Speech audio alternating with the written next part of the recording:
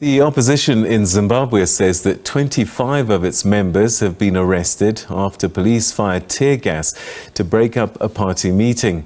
Zimbabwean law requires political parties to notify authorities 2 weeks before holding a political meeting. Officials from the main opposition Citizens Coalition for Change say that Member of Parliament Costa Machingauta and 24 others were arrested whilst holding a party meeting on Saturday. Police said that the meeting was unauthorized and those arrested would be charged with breaching public order. Opposition parties and rights organizations have recently denounced an increased crackdown ahead of this year's general election. Well, for a little bit more on this, we're now joined by Citizens Coalition for Change spokesperson Fadzayi Mahere, and also joining us is Zanu-PF's Director for Information and Publicity, Tafadzwa Mugwadi. To both of you, thank you very much indeed for joining us and welcome to the program. Thank you. It's a very good evening, Peter.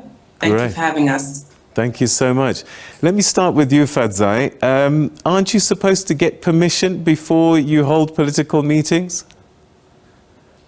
It's actually not correct. The correct statement of the law is that in terms of the Maintenance of Peace and Order Act, which replaced the old Public Order and Security Act, you only need to notify the police and get what the lay people call police clearance to notify them if you're having a public meeting. If you're having an internal meeting, no such requirement exists. Additionally, the law only requires such notice to be given if the meeting is taking place in a public place as opposed to a private residence. So what you had in Zimbabwe was an internal meeting at a private residence of a citizen. That's why the Maintenance of Peace and Order Act simply doesn't apply, and that's not actually the law in terms of which the citizens concerned were charged. It's actually quite damning for the regime that they couldn't even invoke that law that speaks to political meetings. They had to resort to Section 37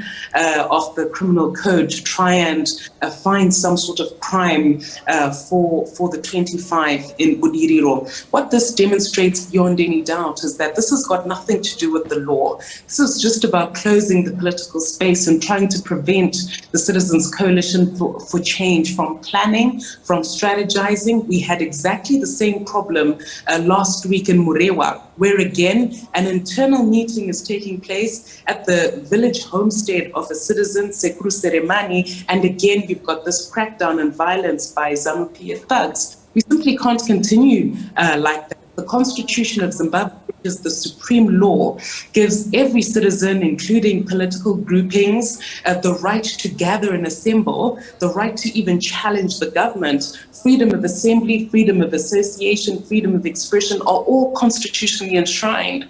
And in terms of Section 2 of the Constitution is supreme. So there's simply no justification at law for this continued repression. And it's a matter of regret that Zanu-PF is resorting to these tactics so close to the elections. And I think what's even more problematic is the manner in which the police service conducted itself. Why do you need 4 lorries of police officers, hundreds of police officers at a person's private home? Why do you need to fondle the women that you arrest? Why are you arresting minors? Why are you arresting 83-year-olds? All of this is just a sign that Zanu-PF has completely lost the battle of ideas, and their only bet in terms of trying to beat the Citizens Coalition for Change in the upcoming elections is to try and shrink the space and to stop us from gathering. You never see Zanu-PF applying to hold meetings. They never notify anybody, including the police, that they... And these are the same meetings where they actually incite violence. And so there's a clear selective weaponization of the law.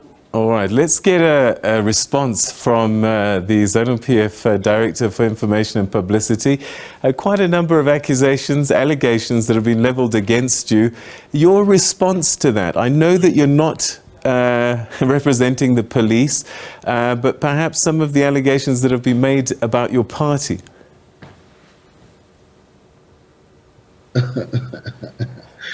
In fact, it's not really that interesting when it appears as if political players in Zimbabwe are competing for audience at foreign media houses to channel pure propaganda is something that is below the bar and that we would not expect. But be that as it may, I must tell you, Peter, that you know that normally it is not in the habit of the ruling party to comment or recklessly pass comments over matters before the courts. And my recall advises me that the other person on the other line is a lawyer and an advocate for that matter.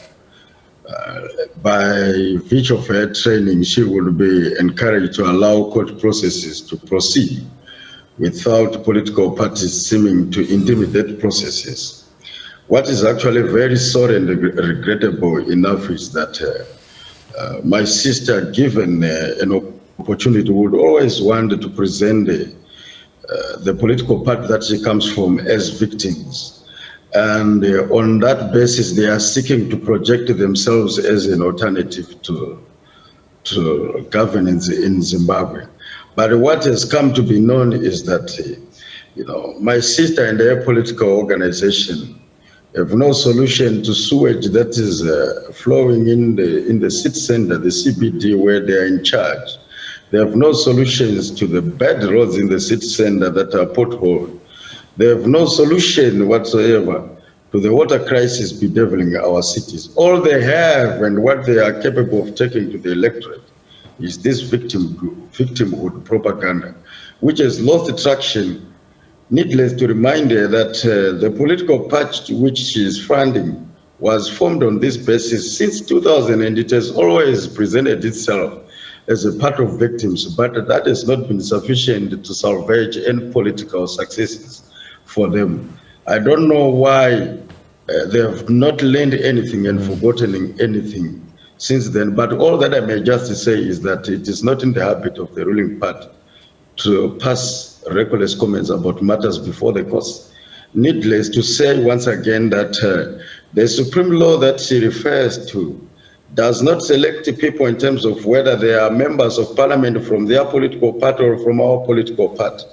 One thing that my colleagues from the opposition failed to remind themselves is that the law in Zimbabwe as it applies is equal, and we are all equal before the law. So the question of rank doesn't count. Whether they are Citizens Coalition for Change MPs or MDCA MPs or Zanu-PF MPs, when it comes to applying the law will be applied in Zimbabwe on the basis of equality. We are all equal before the law, and that's a cardinal principle of the rule of law. So I don't know what she's talking about. All right, I'm going to let her answer just now, but Tafadzwa, are you disappointed with the police that they're not following the law? Because the law says internal meetings don't need notice, and they arrested people inside a residence. Does that disappoint you? You know what, Peter? You are trying to characterize a situation as you have been given it by a person so desperate on churning out propaganda. How do you say a meeting that is taking place, not essentially a meeting, but by and large a meeting to plan violence which is taking place at a private residence does not invite the law enforcement agencies? What are you talking about? You know that what you are otherwise telling me is that you are capable of committing murder or domestic violence in your private premises, and still you would not expect the police to respond because you are doing that in your private residence. What kind of law is that? All right. All that you are simply telling the two of you, telling to me and your listeners, is that your appreciation of the matters that you are talking about here is not sufficient enough to warrant this discussion. It doesn't matter whether you are committing crime in your private residence or not, as long as there is a reasonable suspicion that you are about to or you are already committing a crime. The police will take notice and will take action. So to try to spin the matter to say this is a crime that was happening in a private residence and therefore needed no police reaction, that is neither here nor there. All right, let's get a response. Fadzayi, your thoughts on that? He says that your members were planning crimes. Well, there's obviously no substance whatsoever to these false and malicious, untrue allegations being made by Mr. Mugwadi.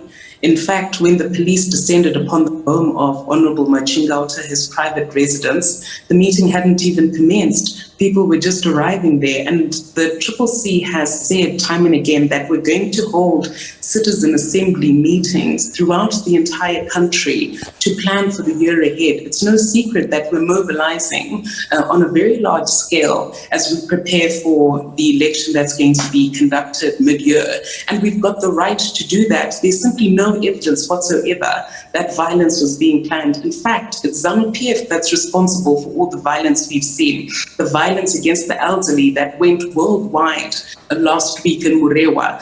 Their top leader actually said, Kumbai Murove, gather them round and beat them up. The deputy leader of Zanu-PF said the CCC should be crushed like lice. Abdul Mashainika participated in a rally where he addressed Zanu-PF members, and they said that President Nelson Chamisa should be killed, and CCC members should also have their homes burnt. Daniel Garwe did the same, Owen Nube did the same, where they said CCC members should have their homes burnt. Very recently at the Heroes Acre, they were singing and chanting that President Nelson Chamisa should be killed, like the CCC again. And all of these issues have been reported to the police with no action whatsoever. On the other hand, the CCC just congregates to have a peaceful internal meeting to strategize, which is what we're allowed to do. I mean, they've gone to town on this false allegation that we don't have structures, and yet, when we're planning and when we're strategizing, they try to break those meetings up. This is a party that's bereft of ideas. They can't apply a basic public order law. The law that you're referring to that says that you have to give notice to the police doesn't apply to private meetings. It doesn't apply to meetings that are conducted in private places. So there's simply no basis for it. And even if you were to ask Mr. Mugwadi, what's the evidence that we're planning violence? He can't point to anything. It's all false. What violence is an 83-year-old man planning? What violence is a minor girl who is part of the arrested ones planning? What violence is being planned by people who are known members of parliament? There's simply no basis for it. And if they truly were concerned with violence, it's their members that incite violence on a daily basis but get away with it because they continue to abuse state institutions, including the police service to achieve their own ends. When all is said and done, the CCC wants elections. We don't want war. We know that Zanu-PF can never win a free and fair election in Zimbabwe, which is why they're behaving in the regrettable way that they are. Mr. Mugwadi? I'm not desperate to channel propaganda like she's saying, but may I just take this opportunity to remind you that my colleague is quite not so much well associated with the truth, and their relationship with the truth is monumentally adversarial. You remember on this occasion, not so long ago, she was here on this platform churning out lies that police had killed a baby while enforcing lockdowns, and the mother had had a child on her back died. What saddens me, Peter, is that when the SABC interviewed herself on this platform, she made a monumental lie that a child had died in the process and no child died. And when it turned out to be false, you didn't come back to us to confirm those news, but she knows that she has matters before the courts, where she's even denying her verified Twitter account, which is blue-ticked or verified, because her association with the truth is completely adversarial. Not so long ago, again, she came here on this platform and spread falsehoods to the globe, saying that Zanu-PF and state security agents had killed Lavenda Chumaya, and then MDC Alliance councillor in Guru. It turned out through the post-mortem report that that person had died of toxicology. He had taken toxic substances and died in the process. None of you came here to us to verify and to confirm those findings. So what I find very unbefitting is when we come here to debate matters before the courts, and when findings come out opposite, you don't reach to us to debate again or discuss those matters, to confirm to the world that indeed what this lady is saying are lies. So all that I'm saying is that I'm not desperate really, as she is, to present themselves as victims. All that I can just say, Peter, is that Zanu-PF is a peaceful organization. And with regards to the Mrewa incident that she has spoken about, once again, we were on this platform and were very clear as a political party that violence does not exist in our formula of mobilization. And we made it very clear, Peter, that those who had been involved in those processes, let us allow police to do what they know best, to investigate. And once they do so, they nab the culprits and be arrested and account for their actions. And we are so happy that 3 culprits have been arrested thus far. The SABC did not come to us to confirm those arrested, but when it was discussed here, it was in such a way that those culprits would not be arrested because supposedly they were being apportioned to Zanu-PF. It is very wrong. What is actually very sad with the Mrewa incident that she's talking about, and I think the rest of the globe must know, so sad that my colleague takes pride in keeping the victims hostage, and police are finding it very difficult to proceed with the matter because the culprits have been arrested, but her party and herself are keeping those victims hostage for propaganda purposes, where certain journalists are being invited outside of the country to interview those victims and produce a fake documentary, which I'm pretty sure that if what they are planning goes well, it will be replayed here on SABC. That is very wrong. I don't think the pressure to present Zimbabwe as a pariah state helps our diplomatic relations as 2 republics that share border and share culture, share history, and people-to-people relations. I don't think it is in the spirit of what we seek to do. Let us get rid of these lies. And I don't think that for SABC, it is a good thing, Peter, to play into the ball of those always seeking to present themselves as victims. I would want to ask you just briefly, Peter, have we been able to have a discussion about sewage running the route in the cities? Have we been able to discuss about water crisis in the cities they are running? Have we been able to talk about the deliverables or tangible achievements that CCC MPs or councils or mayors have been able to register in the cities? You don't want to talk about that, but every time I come here, it's always about false-flagged allegations of violence in Zimbabwe. I'm going to ask her about that now, but I do want to ask you, though, have any Zanu-PF officials incited violence? Did the Vice President say that CCC is going to be crushed like lice? Did that bishop say... Actually, Did the bishop say that Chamisa must be killed?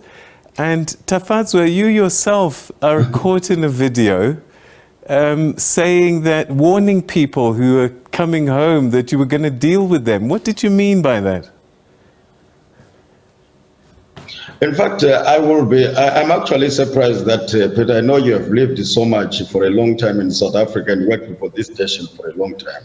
But that doesn't remove the fact that you are a Zimbabwean who understands our language. You would not save yourself by trying to pretend that you are not capable of putting things in their context when they are spoken in the mother language that you know best, which is Shona or on the Vele back home. So all that I'm just saying is that I would be wasting your airtime here to seek to put the Vice President's statements into perspective, but I'm pretty sure at the back of your heart, or at the back of your mind, and then the inner part of your heart, you know what he was talking about. He said, we will crush the opposition through the ballot. It didn't mean that we are going to beat the opposition. But you know the opposition supporters, but you know that the opposition have a slogan that always say, Zanu-PF Mdenga, or put Zanu-PF atop and bring them down, crush them down. You have not been able to probe the spokesperson about that. You know very well that the opposition leader, one of the opposition leaders in Zimbabwe, Mr. Chamisa in particular, campaigned saying, if we lose elections in Zimbabwe, we'll make this country ungovernable through violence. You have not been able to put them to their defense about what they mean in those words or what they mean exactly by such slogans. All that you are seeking to do is to capitulate the propaganda that you are being sold, and then you start putting Zanu-PF on the corner as if Zanu-PF is a violent. But let me reiterate, Peter, no matter how you attempt to characterize our party globally, we are very clear. President Mnangagwa has been very clear. No to violence, let us coexist and let us campaign peacefully, and in so doing, let us celebrate the diversity of our political views. We cannot all be in the same thinking camp in terms of our political opinions. By the way, remember this democracy we are enjoying and her right to belong to her own political organization. which I respect so much as you would be expected to respect mine. It was fought for by this Zanu-PF that they are always so desperate to present as a dictatorial party, to which we are not. So all that I'm just saying, Peter, is that I'm not under pressure to respond to propaganda or dignify it through spirited responses. I'm sure I would be very much good to live here whistling in the graveyard in the wilderness. There are no takers, there are no ears there. In the graveyard, yes. All right. Fadzayi, I don't know if you could respond to what's been said. Apparently, your party runs major cities and you're not doing a great job there. Well, nothing could be further from the truth. I just wish to respond firstly to the personal attacks by just saying that, you know, when someone has lost the argument, that's when they go ad hominem.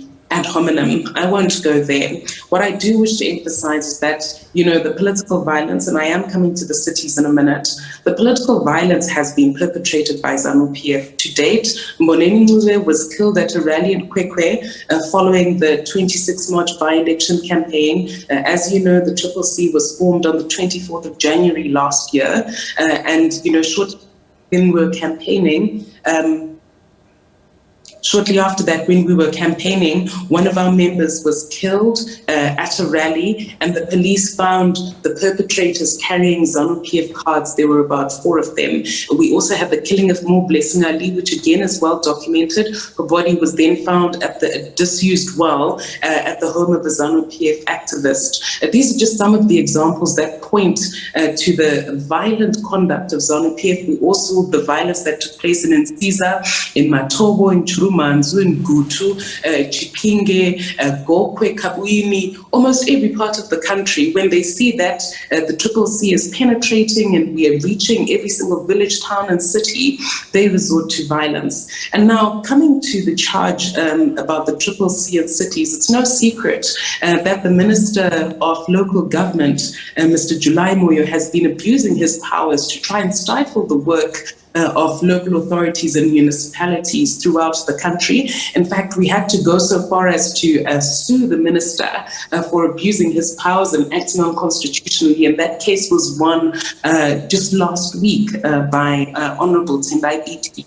So when you see, you know, the lack of service delivery, it's because resolutions are made by council which are quickly overturned by the Minister of Local Government. Now, coming to the water situation, it's unfortunate that my friend, Mr. Mugwadi, my colleague, has no idea what the Water Act mandates in as far as the conduct of central government. Section 6 of the Water Act says that it's the responsibility of the Minister of Water to ensure that water is available to every citizen for primary use. And that simply hasn't been the case. For several years now, almost decades in some areas, we just have not had clean potable water because the minister is not doing his job. You know, ever since, you know, independence, what steps have they taken to ensure that the water crisis is addressed? More dams are built, and they can barely keep the lights on. In Zimbabwe, we've got a chronic power shortage where people have load shedding for 18 to 20 hours a day. We've got 49% extreme poverty in the country. We've got the highest food inflation rate in the world. We've got triple-digit hyperinflation, which again is the highest in the world.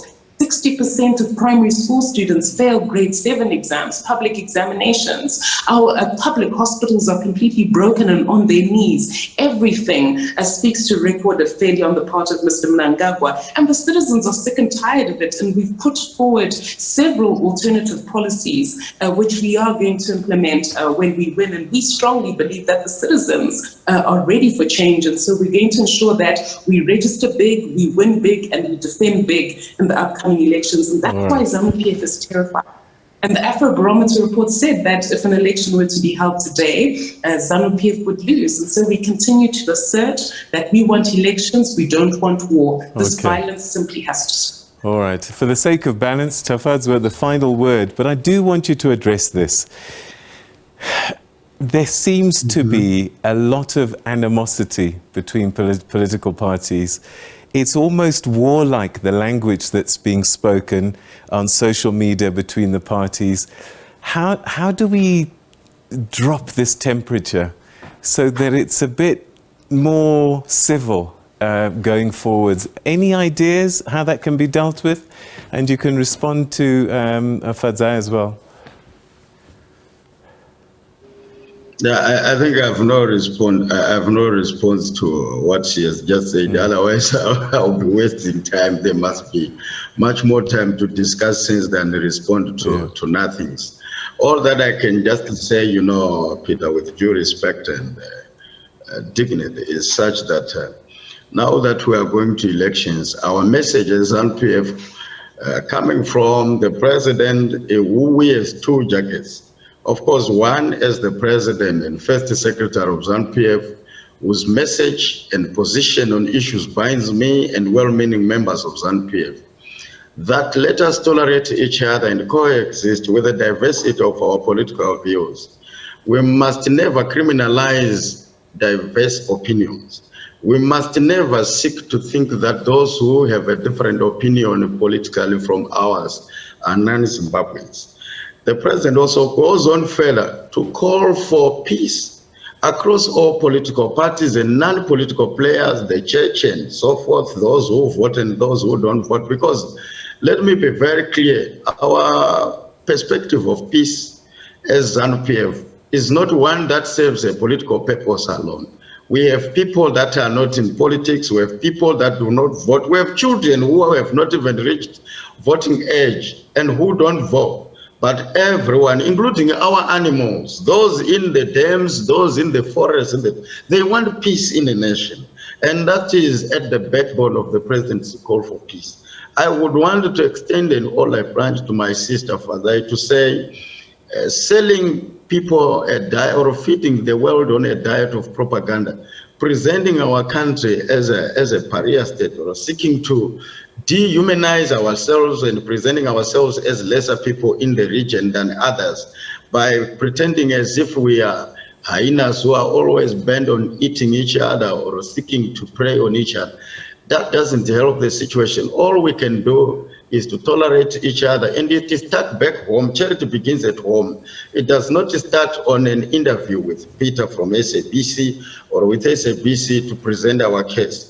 Back home, come here, let us reason together, and that is the message of the president, and that is why he has created a platform called Political Actors Dialogue Platform, so that people with different views can have an appreciation of each other, and in the public view, it serves a purpose when political leaders who are seen to have diverse views are seen discussing together, charting a way forward together, having a similar thought processes about national interest. That's the true spirit of being a Zimbabwean. In that note, I will respect my sister with her views, wrong and quite far-fetched from the truth as they might be, but I respect her for that, and I will never seek to disagree with her violently. May this be taken as a lesson by all well-meaning Zimbabweans across where they are. This is what the president seeks to achieve through this message. All right, and we'll have to leave it there. Unfortunately, we've run out of time. I hope we can do this again soon, just to keep citizens informed. But to both of you, thank you so much indeed for your time and engaging with us. Thank you very much.